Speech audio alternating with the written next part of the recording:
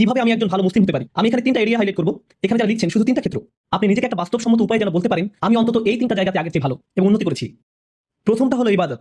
আমার প্রথম চিন্তাই হবে ইবাদত নিয়ে। আমার ফজর নামাজ কি আগের চেয়ে ভালো হচ্ছে? আমি কি অন্তত ঈশা আর ফজরটা সময় মতো সঠিকভাবে আদায় করতে পারছি? পুরুষদেরকে বলছি, আমি কি ফজরের জন্য উঠতে পারছি এবং মসজিদে যেতে পারছি? হয়তো এটা প্রতিদিন করতে পারছেন না, কিন্তু এটাকে একটা লক্ষ্য হিসাবে নির্ধারণ করুন। আপনাকে রাতে তাড়াতাড়ি শুয়ে পড়তে হবে। তরুণরা, আমি বলছি আপনি জীবনে কিছুই ঠিকমতো করতে পারবেন না যদি তাড়াতাড়ি না শুয়ে পড়েন। রাতে যে হুক্কা নিয়ে ওইসব উচ্চমার্গীয় কথাবার্তা আপনারা বলেন, সেগুলো এই উম্মাহকে কোনো কিছুতে সক্রিয় করবে না। আমি বলছি ওই সমস্ত গম্ভীর আলোচনা, ভালো ভালো কথা, তারপর আপনারা সকাল 10টায় ঘুম থেকে উঠে ফজর পড়ছেন। আপনার গত রাতের শর্মা আর হুক্কা নিয়ে বিশদ আলোচনা, এই উম্মাহ কি ওগুলোর কারণে জাগবে মনে করেন? ঠিক সময় ঘুমোতে যান, তাড়াতাড়ি উঠুন, ঠিক মতো ফজর পড়ুন, সকালে কোরআন পড়ুন। ইন্না কুরআন আল ফাজরি কানা মাশহুদা। নিয়ম করে ঠিকঠাক মতো কোরআন পড়ুন। আমরা দুনিয়া বদলানোর কথা বলি, কিন্তু আমরা একটা দিনের কার্যক্রমও বদলাতে পারি না। আপনি যদি আপনার দিন বদলাতে পারেন, তাহলে আপনার বছরও বদলাতে পারবেন, আপনার জীবনও বদলাতে পারবেন। আপনাকে আপনার দিন দিয়েই শুরু করতে হবে। ইবাদত অর্থে আপনার সকালটাকে ফলপ্রসূ করতে হবে। ইবাদতের একটা অংশ হলো, আমি বিশেষ করে এখানে তাদের অন্তর্ভুক্ত করব যাদের দূরদর্শিতা আছে। আপনার দূরদর্শিতা, আপনার অনুপ্রেরণা আসবে কোরআনের মাধ্যমে। কোরআন আপনার হৃদয় থাকতে হবে। যতটুকু সম্ভব কোরআন মুখস্থ করার প্রজেক্ট শুরু করতে হবে আপনাকে। একেবারে যতটুকু পারেন, যত কমই হোক না কেন, আপনি যদি বেশি করে করতে পারেন তাহলে বেশি করেন, কিন্তু প্রতিদিন ফজরের সময় একটু কোরআন তেলাওয়াত, একটু মুখস্থ করা, এটা আপনার দিনকে ভালোভাবে শুরু করবে। আর আমি আপনাকে গ্যারান্টি দিতে পারি, আপনি যদি এরকম করেন, শুধু সপ্তাহে একবার করে দেখেন, পার্থক্যটা আপনি দিনের বাকি সময় ধরে বুঝতে পারবেন। আপনি লক্ষ্য করবেন যে ওই দিনটাতে অনেক বেশি বারাকা আছে, আপনি অনেক বেশি কিছু শেষ করতে পারছেন, আপনার চারপাশে দরজা খুলে যাচ্ছে, অনেক সুযোগ তৈরি হচ্ছে, আপনার মন পরিষ্কার আর অনেক সৃষ্টিশীল আইডিয়া আসছে। আপনি দেখবেন আল্লাহ আপনাকে ওইসব কল্যাণ দিচ্ছেন এবং দরজা খুলে দিচ্ছেন যেগুলো আগে বন্ধ ছিল। কাজেই প্রথমটা, কতগুলো এরিয়া আমি যেন বলেছি, 3টা এরিয়া। প্রথমটা হলো ইবাদত, এটাই প্রথম এরিয়া যেটাতে আমি আরো ভালো করতে যাচ্ছি। দ্বিতীয় এরিয়া, যেটার জন্য সত্যি আপনাকে ভালোভাবে খাটতে হবে, এটার ব্যাপারে মাথা ব্যথা থাকতে হবে, সেটা হলো শিক্ষা, জ্ঞান। কিভাবে আমি এই এরিয়াতে আমার জ্ঞান বাড়াবো? আমি জ্ঞানকে ইবাদত থেকে আলাদা করে দেখি, কারণ কিছু কিছু মানুষ জ্ঞান অর্জনের উপর এত বেশি ফোকাস করে যে তাদের ইবাদতের অবস্থা হয় খুবই শোচনীয়। তারা ইবাদত করে না, তাদের ধারণা তাদের জ্ঞান ইবাদতের শূন্যস্থান পূরণ করে দিবে। তারা অনেক তাফসির পড়ে, অনেক তাজউইদ জানে, কিন্তু তারা এমনকি তাদের সালাতেও কোনো মনোযোগই দেয় না। তাহলে সেই জ্ঞান আছে কিসের জন্য? আমি অগ্রাধিকার ভিত্তিতে এগুলো উল্লেখ করেছি। প্রথমটা ইবাদত, দ্বিতীয়টা জ্ঞান। আমি বলছি না যে আপনারা আলেম হন এবং শরীরের উপরে ডিগ্রি নিন, যারা করছেন তাদেরকে অভিনন্দন জানাই। আমি এখানে সবার কথা বলছি। এখানে সবাই মুফতি বা আলেম নাও হতে পারেন, কিন্তু আপনাকে শিক্ষিত মুসলিম হতে হবে। আপনার ইসলামের উপর অন্তত প্রাথমিক পর্যায়ের বিদ্যা থাকতে হবে। আমি এখানে সবার কথা বলছি। তাই আপনার জন্য আমার পরামর্শ হলো, বছরের শেষ বা আগামী বছরের মধ্যে আপনি কিছু অন্তত পড়েন। আপনি সিরাহ পড়ুন, নবী মুহাম্মদ সাল্লাল্লাহু আলাইহি সাল্লামের জীবনী একবার। আর আপনার প্রতি বছরই এটা করা উচিত। আসলে আপনার আলাদা আলাদা জায়গা থেকে পড়া উচিত। প্রতি বছর সিরাতের উপর আপনার পড়াশোনা করা উচিত। সত্যি সত্যি পড়ুন। আমাকে জিজ্ঞেস করবেন না সিরাতের উপর কোন বই পড়বেন, সবই পড়ুন। এক একবার এক একটা পড়ুন। একটা নিয়ে পড়া শুরু করুন 1 বছর, তারপর আরেকটা সিরাত নিন পরের বছর, আবার আরেকটা সিরাত নিন পরের বছর, আবার আরেকটা। কারণ এটা হলো ওই মানুষটার জীবনী যা আমাদের জীবনের দর্শন, আমাদের অনুপ্রেরণা। আর আপনার প্রতি বছরই এটা করা উচিত। আপনাকে এগুলো বারবার পড়তে হবে। এটা আপনার শিক্ষার অংশ। এটা আপনাকে চিন্তা ভাবনা করার এবং সেটা আপনার জীবনে প্রতিফলিত করার সুযোগ করে দিবে, দরজা খুলে দিবে। সিরাত পড়লে এর মধ্যেই পাবেন কিছু সহজলভ্য এবং অসাধারণ রিসোর্স। আমার মনে হয় না এগুলো খুঁজে পেতে আপনার কষ্ট হবে ইনশাআল্লাহ। একই সাথে আপনার কিছু বাস্তবিক অর্জন থাকতে হবে। একই বছর আপনাকে প্রকৃত অর্থেই কোরআন থেকে কিছু অর্জন করতে হবে। আমি এখন জ্ঞানের এরিয়ার ভিতরে আছি। প্রথম এরিয়া হলো ইবাদত, আর দ্বিতীয়টা হলো জ্ঞান বা শিক্ষা। এই এরিয়াতেই আপনাকে কোরআন থেকে কিছু প্রকৃত মুনাফার ক্ষেত্র তৈরি করতে হবে। ধরুন এই বছর আপনি ঠিক করলেন আপনি সূরা কাহফ মুখস্থ করবেন, কাজে এটা একটা লক্ষ্য স্থির করুন। এই বছর আমি সূরা কাহফ মুখস্থ করব। তার মানে হলো আমি এই সূরা মুখস্থ করব, এর অনুবাদ পড়ব, এর তাফসীর পড়ব, এটা শব্দগুলোর অর্থ বুঝবো, সূরা কাহফের উপর লেকচারগুলো, প্রবন্ধ, পেপার যাই পাওয়া যায় তার সবই নিব, সবই শেষ করব। আমার জন্য এটাই সূরা কাহফের বছর। পরের বছর হতে পারে সূরা আর রহমানের বছর, তার পরের বছর সূরা বাকারার বছর, কয়েকটা সূরা হতে পারে একই বছরে, কিন্তু প্রতি বছরই আপনি কোরআনের মধ্যে থেকে কিছু না কিছু লাভ করুন। এটা বাস্তব। এটা বলবেন না আমি কোরআন পড়েছি, এটা করবেন না। যে কোনো একটা প্যাসেজ নিয়ে পড়া শুরু করলেন, একটা সূরা বা কয়েকটা সূরা নিয়ে সেগুলোতে ফোকাস করুন। মুসলিম যুবকদের জন্য আমার সবচেয়ে বড় সমালোচনা হলো যে তারা ফোকাস করে না, একটা বিষয়ের উপর ফোকাস করেন। এটা ভালোভাবে বুঝেন। পরে যখন আপনি দেখবেন, আপনি বলবেন আলহামদুলিল্লাহ এই বছর আমি আরো একটা সূরা মুখস্থ করেছি, আরো 2টা সূরা মুখস্থ করেছি, আরো 3টা সূরা মুখস্থ করেছি। আর যখন আপনি কোনো একটা সূরা পড়েন, শুধু এটার অর্থ মুখস্থ করবেন না। কোনো ছাত্র আমাকে এসে জিজ্ঞেস করে আপনার ধারণা কোনটা বেশি গুরুত্বপূর্ণ, কোরআন বোঝা নাকি মুখস্থ করা? আমি বলি কিভাবে আপনি ভাবেন যে এই দুটো আলাদা? কেন এরকম মনে করেন? আপনি জানেন কেন আমরা কোরআন মুখস্থ করি? যেন আমরা বারবার সেটা বলি। আর যখন আপনি কিছু বারবার বলতে থাকেন, তখন সেটা নিয়ে আরো বেশি চিন্তা করার এবং সেটা আপনার কাজে প্রতিফলিত করার ব্যবস্থা করে দেন আল্লাহ। যখন আপনি কোনো কিছু 10 বার বলতে থাকেন, তখন আপনি এমন কিছু লক্ষ্য করেন যে আপনি 9 বার বলার সময় করেননি। আল্লাহ আরো অনেক দরজা খুলে দেন।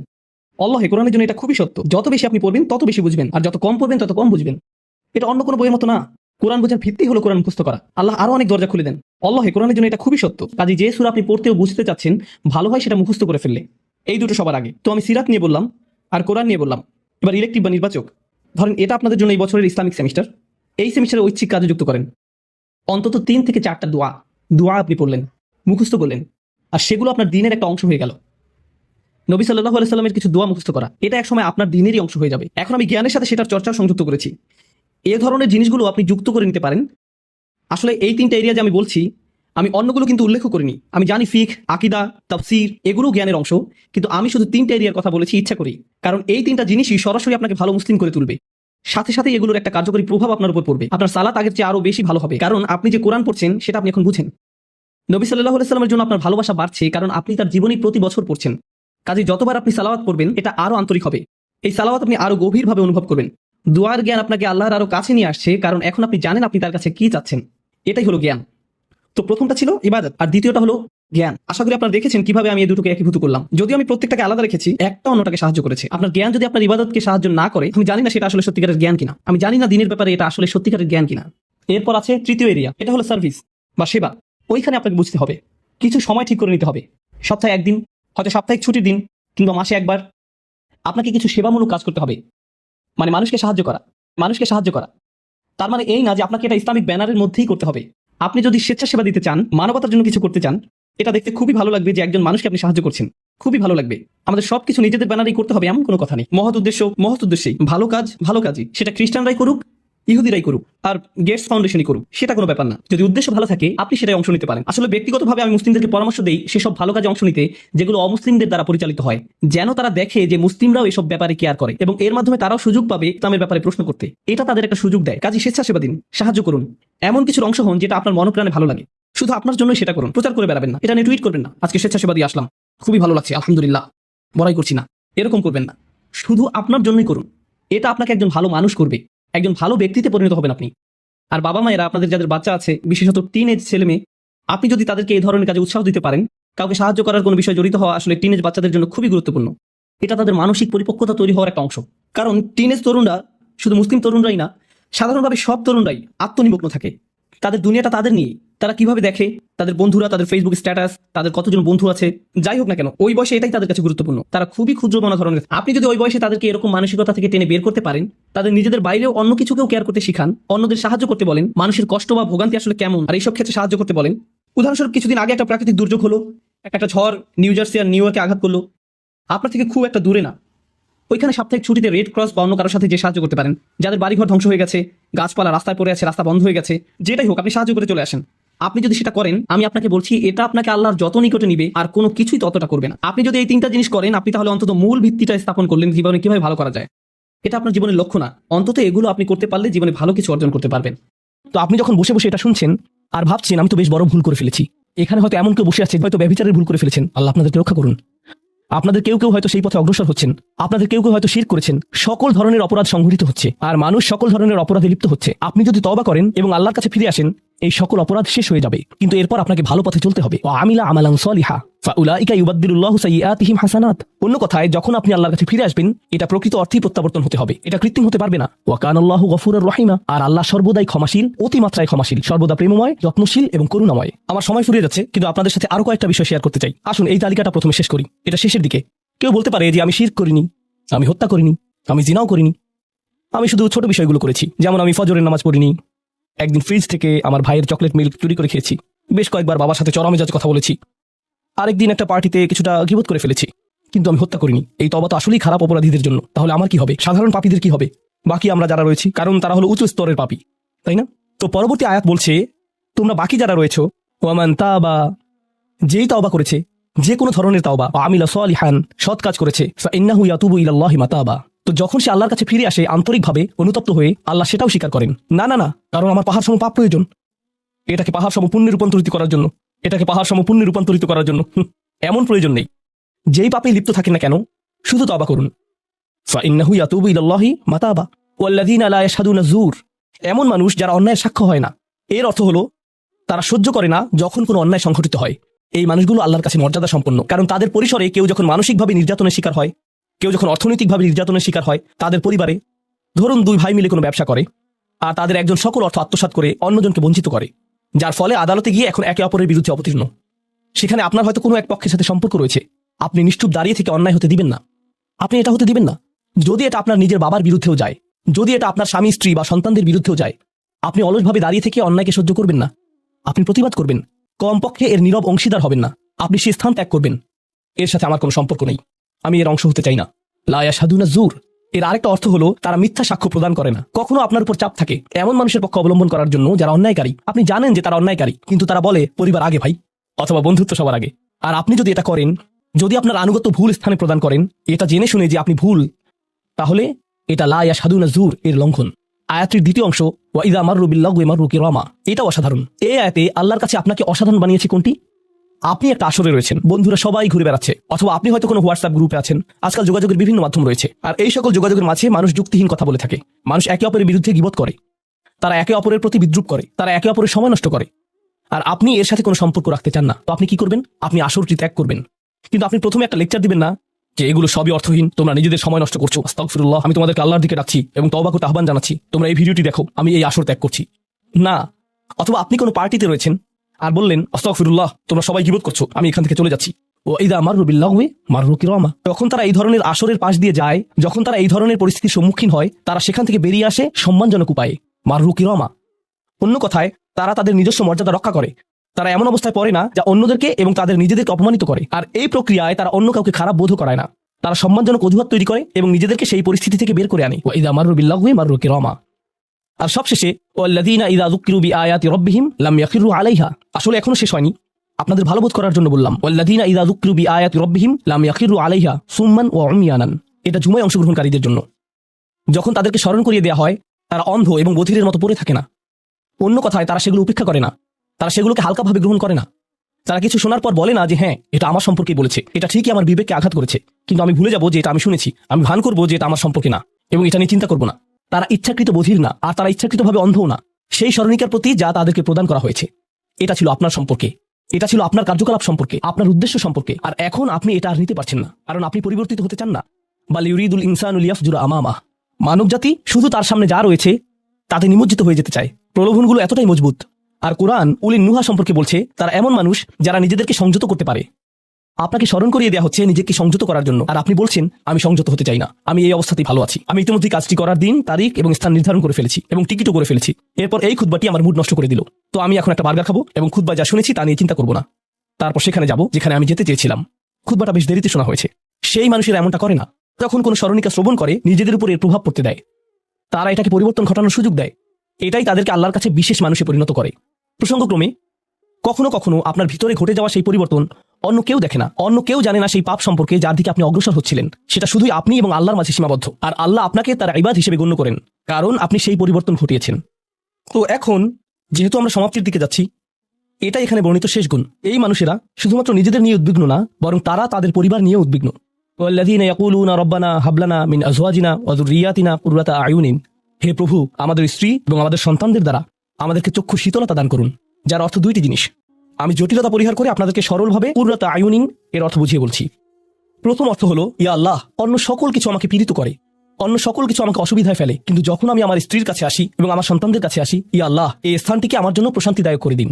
আমার সকল অসুবিধা দূর হয়ে যায় যখন আমি আমার স্ত্রীর দিকে তাকাই, আমার সকল অসুবিধা দূর হয়ে যায় যখন আমি আমার সন্তানদের সাথে থাকি। ইয়া আল্লাহ, আমার স্ত্রী এবং আমার সন্তানদের মাঝে এটা প্রদান করুন, অথবা আমার স্বামী এবং আমার সন্তানদের মাঝে এটা প্রদান করুন। কুররা শব্দটির দ্বিতীয় অর্থটি এসেছে করার থেকে। করার অর্থ যখন আপনার চোখ কোথাও আটকে যায়। ইয়া আল্লাহ, আমার স্ত্রীর প্রতি আমার ভালোবাসা এতটাই সৃষ্টি করে দিন যাতে আমি তার উপর থেকে চোখ ফিরাতে না পারি। ইয়া আল্লাহ, আমার সন্তানদের নিয়ে আমাকে এতটাই আনন্দিত করে দিন এবং এতটাই ভালোবাসাপূর্ণ করে দিন যাতে আমি তাদেরকে অন্যদের সাথে তুলনা না করি। আমার যা রয়েছে তা নিয়ে আমি সুখী, তারা খারাপ বোধ করুক এটা আমি চাই না। আমি তাদের অর্জনের স্বীকৃতি প্রদান করি। আমাকে সেই সামর্থ্য দান করুন যাতে স্ত্রী এবং সন্তানদের মাঝে কুররাতু আয়ুন খুঁজে পাই। আমাকে একটি মজবুত পরিবার দান করুন এবং আমাকে আমার পরিবারের প্রতি সন্তুষ্ট করে দিন। আপনাদের অনেকের জন্য একমাত্র দুশ্চিন্তার বিষয় হলো স্ত্রী এবং সন্তান। এই দোয়া অনুযায়ী দুশ্চিন্তার একমাত্র উপশমকারী হওয়া উচিত স্ত্রী এবং সন্তান।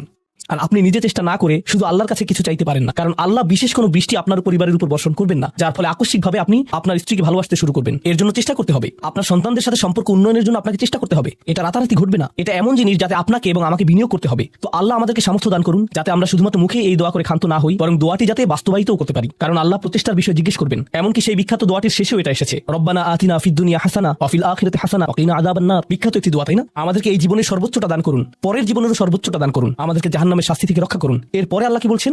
উলাইকা লাহুম নাসিবুম মিম্মা কাসাবু, তারা ততটুকু অংশই পাবে যা তারা অর্জন করেছে। আপনি শুধু দোয়া করবেন আর তা কাজ করবে তেমনটা না, আপনাকে অর্জন করতে হবে, আপনার চেষ্টাকে কাজে লাগাতে হবে। তো আপনি যখন আপনার পরিবার নিয়ে উদ্বিগ্ন থাকবেন, তখনই আপনি পরিবারে প্রশান্তি প্রদানের জন্য আল্লাহর কাছে চাইবেন। আর প্রসঙ্গক্রমে এটা দিয়ে কি বোঝায়? যে সকল স্বামীরা যারা লন্ডন শহরে রাত 2টা-3টা পর্যন্ত সীসাবারে সময় কাটান, কিন্তু বাড়িতে তাদের স্ত্রীদের কাছে যান না, কারণ তারা তাদের স্ত্রীদের মাঝে কোনো প্রশান্তি খুঁজে পান না। আর তাদের স্ত্রীরা তারাও তাদের স্বামীদের মাঝে কোনো প্রশান্তি খুঁজে পান না। যখন তারা বলবেন না ভাই আমাকে বাড়ি যেতে হবে, তখন তারা আল্লাহর কাছে বিশেষ মর্যাদা সম্পন্ন হয়ে উঠবেন। যখন তারা সন্তানদের সাথে সময় ব্যয় করবেন, সন্তানদের থেকে তাদের চোখ সরে যায় না। আর যেহেতু আপনার চোখ তাদের থেকে সরছে না, এর অর্থ আপনি আসলে তাদের সাথে রয়েছেন, এর অর্থ আপনি আসলে সন্তানদের সাথে সময় ব্যয় করছেন এবং সেটা উপভোগ করছেন। এই বিষয়টি আপনাকে আল্লাহর কাছে বিশেষ মর্যাদা সম্পন্ন করে তুলেছে।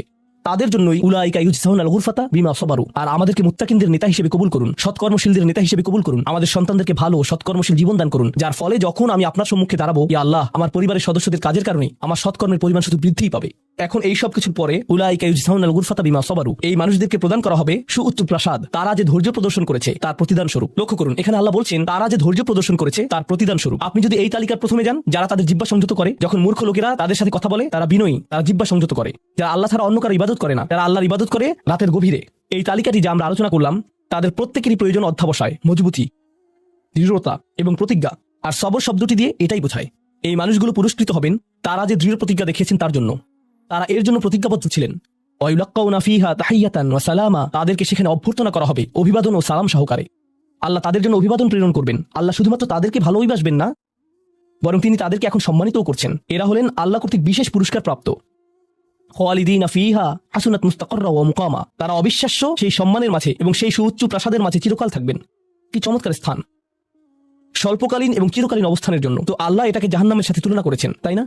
জাহান্নামীরা বলবে আমি এখানে স্বল্পকালের জন্য থাকতে চাই না, চিরকালের জন্য থাকতে চাই না। আল্লাহ বলেছেন জান্নাতের স্বাদ যদি তুমি সামান্য পরিমাণেও পাও, তুমি এটা আকাঙ্ক্ষা করবে, তুমি এটা চিরকালের জন্য চাইবে। আল্লাহ আমাদের সকলকে চিরকালের জন্য জান্নাতে প্রবেশ করান। আমরা সর্বশেষ আয়াতে এসেছি। আমি জানি যে আমি অতিরিক্ত সময় নিয়েছি, প্রশ্ন উত্তরের জন্য আপনাদের কিছুটা সময় আমার দেওয়া উচিত। আমার আর 4-5 মিনিট প্রয়োজন। শেষের এই আয়াতটি গভীর তাৎপর্যপূর্ণ। এই সূরাটির শেষ আয়াত, এটা এই অনুচ্ছেদটিরও শেষ আয়াত। এই তালিকা যা আপনাকে বিশেষ মর্যাদা সম্পন্ন করবে তার সাথে এর কোনো সম্পর্ক নেই। আয়াতটি কুরাইশ এবং গোটা মানবজাতিকে উদ্দেশ্য করে বলা হয়েছে। আর রাসূলকে বলা হলো যে কিভাবে সৃষ্টিকর্তার নৈকট্য অর্জন করা যাবে। এই তালিকা যেহেতু এখন প্রদান করা হলো, তাহলে আর সমস্যা কোথায়? কুল মা ইয়াবাউ বিকুম রাব্বি লাউলা দুআউকুম ফাকাদ কাযাবতুম ফাসাউফা ইয়াকুনু লিজামা। এই আয়াতটিকে ব্যাখ্যা করার বেশ কয়েকটি দৃষ্টিভঙ্গি রয়েছে। আমি সরলভাবে এর কয়েকটি আপনাদের সাথে শেয়ার করতে চাই। সময় স্বল্পতার কারণে আমি ভাষাতাত্ত্বিক আলোচনায় যাব না। আমি শুধু অন্তর্নিহিত অর্থগুলোর সহজ বাংলা বর্ণনা করব। আল্লাহ একদিকে বলছেন আল্লাহর সম্মুখে তোমাদের কি গুরুত্ব আছে, আল্লাহর সামনে তোমাদের কি মূল্য আছে, তোমরা কি মনে করো, তোমরা যখন আল্লাহর সামনে উপস্থিত হবে কি মূল্য তোমাদের থাকবে। মানবজাতি হিসেবে তোমাদের একটা মর্যাদা দেওয়া হয়েছে যা অন্য কাউকে দেওয়া হয়নি। দুআউকুম, তোমরা নিজেদের ইচ্ছায় আল্লাহকে ডাকতে পারো। আল্লাহকে ডাকতে হলে তোমাদের নিজস্ব ইচ্ছা শক্তিকে প্রয়োগ করতে হয়। পাহাড়, গাছ, পাখি তাদের কোনো নিজস্ব ইচ্ছা নেই, তারা আল্লাহকে ডাকতে বাধ্য। ওয়া ইম মিন শাইইন ইল্লা ইউসাব্বিহু বিহামদিহি ওয়ালাকিন লা তাফকাহুনা তাসবিহাহুম। তোমরা কেন আল্লাহর কাছে মূল্যবান? যদি একটি জিনিস না থাকে, আর তা হলো তোমাদেরকে বাছাই করা হয়েছে তাকে ডাকার জন্য, কিন্তু তোমরা সেই দায়িত্বকে পরিত্যাগ করেছো। ফাকাদ কাযাবতুম, আল্লাহকে ডাকার এই আমন্ত্রণকে তোমরা মিথ্যা সাব্যস্ত করেছো। ফাসাউফা ইয়াকুনু লিজামা, এই শাস্তি তোমাদেরকে পরিত্যাগ করবে না। এটা হবে এমন জিনিস যা থেকে তোমরা মুক্ত হতে পারবে না। এটা প্রথম অর্থ। আয়াতটির আরেকটি অর্থ হলো আল্লাহ কাফেরদের এবং যারা সকল ধরনের পাপ কাজ করে তাদেরকে বলছেন আমার কাছে তোমাদের কোনো মূল্য নেই। আর তোমাদের এখনো টিকে থাকার একমাত্র কারণ হলো তোমাদের মধ্যে কিছু মানুষ রয়েছে যারা এখনো আমাকে ডাকে। পৃথিবীর বুকে এখনো কিছু ইমানদার রয়েছে যারা এখনো আল্লাহর উদ্দেশ্যে ক্ষমা প্রার্থনা করে, আর তারাই একমাত্র কারণ যে জন্য তোমরা এখনো বেঁচে আছো। আয়াতের তৃতীয় অর্থটি কাফেরদের উদ্দেশ্যে এবং এমন মুসলিমদের উদ্দেশ্যে যারা আল্লাহ থেকে অনেক দূরে রয়েছে, তাদের জন্য এটা প্রযোজ্য। আল্লাহ বলেছেন তোমাদের কি মূল্য রয়েছে আমার কাছে? তোমরা নামাজ পড়ো না, তোমরা আনুগত্য করো না, তোমরা হালাল উপার্জন করো না, তোমরা সকল আদেশ লঙ্ঘন করো, কিন্তু কোনো কারণে মরিয়া হয়ে যদি তুমি আমাকে ডাকো, তারপরও আমি তোমাকে যথাযোগ্য মূল্যায়ন করব। এখনো তোমাকে সুযোগ দিয়ে যাচ্ছি, লাউলা দুআউকুম। কিন্তু মোটের উপর তুমি এখনো এই সকল কিছুকে মূল্যহীন বিবেচনা করছো। তুমি স্বীকার করছো না যে আমি তোমাকে যা কিছু দিয়েছি এবং যা কিছু করতে বলেছি তা আসলে তোমার কাছে অর্থবহ। তুমি এই সকল কিছুকে মূল্যহীন এবং মিথ্যা বিবেচনা করছো। তোমার এই স্বভাব পরিবর্তন করো, কারণ শীঘ্রই এটা স্থায়ীভাবে লেগে থাকা শাস্তিতে পরিণত হবে। আল্লাহ এটা বলেননি যে তোমাকে শাস্তি দেওয়া হবে, বরং তিনি বলেছেন শীঘ্রই তোমাকে শাস্তি দেওয়া হবে, শীঘ্রই তুমি এটা থেকে আর মুক্ত হতে পারবে না। অর্থাৎ তোমার জন্য এখনো সুযোগ রয়েছে, বদলে যাও। আয়াতটির আরেকটা অর্থ হলো হে কুরাইশরা, যদি আল্লাহ তোমাদেরকে কোরআনের মাধ্যমে আহ্বান না করতেন, তাহলে অন্য কোন জিনিস তোমাদেরকে মূল্যবান সাব্যস্ত করত? আল্লাহ তোমাদেরকে এই কিতাবটি দিয়ে সম্মানিত করেছেন, আর সর্বোপরি আল্লাহ আপনাকে এবং আমাকে এই কোরআন দিয়ে সম্মানিত করেছেন। তারপরেও তোমরা এটাকে সম্পূর্ণরূপে অগ্রাহ্য করছো। তোমরা এই কিতাবের কোনো মূল্যায়ন করছো না, আল্লাহর এই বাণীকে মূল্যায়ন করছো না। এখনো সময় আছে, নিজেকে সংশোধন করো এবং আল্লাহ তার কথা বলার জন্য যে তোমাদেরকে বেছে নিয়েছেন তার গুরুত্ব অনুধাবন করো। আয়াতটির সর্বশেষ অর্থ আল্লাহ তোমাদেরকে শাস্তি দেওয়া পছন্দ করেন না। আয়াতাংশটির ভাষাতাত্ত্বিক একটি অর্থ হলো তোমাদেরকে শাস্তি দেওয়ার জন্য আল্লাহ আগ্রহী নন, তার কোনো উদ্দেশ্য এবং আকাঙ্ক্ষা নেই তোমাদেরকে শাস্তি দেওয়ার। কিন্তু আল্লাহ ছাড়া অন্য কাউকে ডাকার যে অপরাধ তোমরা সংঘটিত করেছো তা এতই বড় যে এর জন্য শাস্তি দিতেই হবে, অন্য কথায় আল্লাহ আপনাকে শাস্তি দিচ্ছেন যদিও তিনি চান না। মা ইয়াফআলুল্লাহু বিআযাবিকুম, তোমাদেরকে শাস্তি দিয়ে আল্লাহর কোনো প্রাপ্তি নেই। আপনাকে শাস্তি দিয়ে আল্লাহর কি পাওয়ার আছে? আল্লাহ এখানে বলছেন আমি তোমাদেরকে শাস্তি দিতে চাই না, কিন্তু তোমাদের অপরাধগুলো অনেক বড়, আর শীঘ্রই এই শাস্তি স্থায়ী হয়ে যাবে। এই মুহূর্তে এগুলো অস্থায়ী, তোমরা এগুলো মুছে ফেলতে পারো। তাই এখনো ফিরে আসো, আল্লাহর দিকে ফিরে আসো। আমাদেরকে এই সকল সুযোগ দেওয়ার পর শুধুমাত্র তার কাছে ফিরে আসাই না, বরং তার নৈকট্য লাভের সুযোগ দেওয়ার পর সবশেষে তিনি বলছেন, কেন তোমরা শাস্তি পেতে চাও? আমি তো তোমাদেরকে শাস্তি দিতে চাই না, তোমরা শুধু ফিরে আসো। আল্লাহ সহজ করে দিন যাতে আমরা এই বিষয়গুলোকে হৃদয়ের গভীর থেকে অনুধাবন করতে পারি, এবং তিনি আমাদেরকে তাদের অন্তর্ভুক্ত করুন যাদের প্রভাবে চারপাশের পথভ্রষ্ট মানুষদের এবং চারপাশের আল্লাহর অবাধ্য মানুষদের হৃদয়ও কোমল হয়ে যায়।